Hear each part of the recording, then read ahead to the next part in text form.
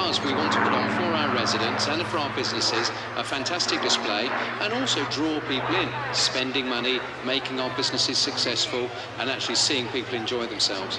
So a happy boss at the moment? Very happy, smiling, and I'm smiling because I'm seeing so many smiling faces here today.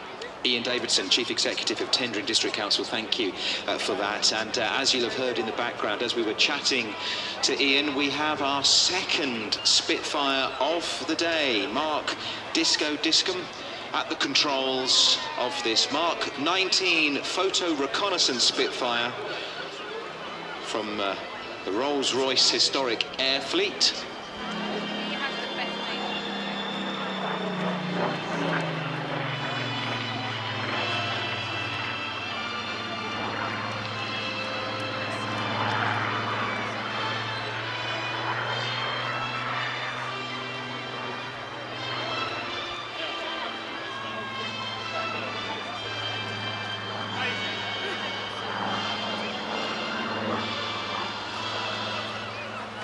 The Supermarine Spitfire was produced in greater numbers than any other British combat aircraft before or since World War II.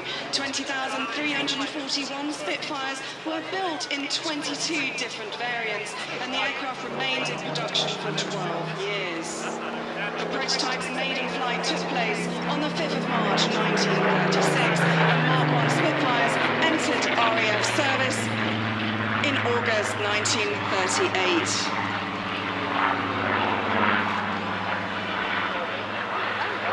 The development potential of the original design allowed the Spitfire to establish and maintain air superiority of the vital defence of Britain and to keep pace with the improvements in performance of enemy fighters throughout World War II.